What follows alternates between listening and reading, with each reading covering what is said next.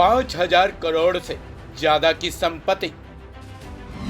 पहली बार सांसद चुने गए चंद्रशेखर पेम्मासानी। नायडू के अमीर सांसद को क्या मोदी कैबिनेट में मिलेगी जगह?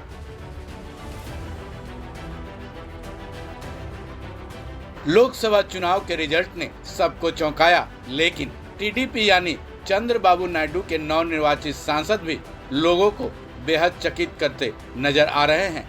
नाम है चंद्रशेखर पेम्मासानी, जो कि गुंटूर लोकसभा सीट से जीते हैं। इन्होंने अपने निकटतम प्रतिद्वंदी वाईएसआरसीपी के मौजूदा विधायक किलारी वेंकट रोसैया को 3.5 लाख से ज्यादा वोटों से हराया। लोकसभा चुनाव के रिजल्ट के मुताबिक जहां चंद्रशेखर को 8,64,948 वोट मिले, वहीं वेंकट रोसैया को 5,20,253 वोट हासिल हुए।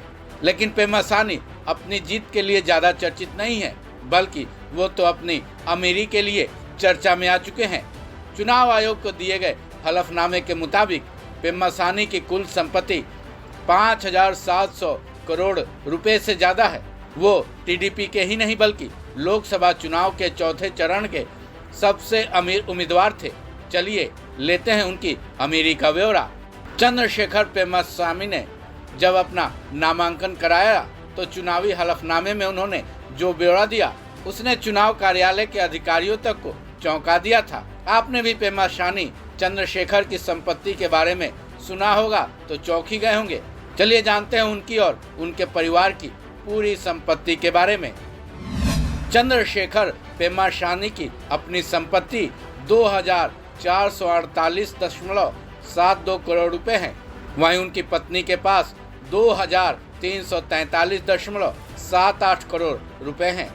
जहां तक उनके बेटे की संपत्ति की बात है, उनके बेटे के पास 1,000 करोड़ रुपए की संपत्ति है। वहीं परिवार पर कर्ज भी है। पेम्मासानी के परिवार पर कर्ज की रकम 1,138 करोड़ रुपए है। चलिए अब जान लेते हैं आखिर पेम्मासानी चंद्रशेखर हैं कौन।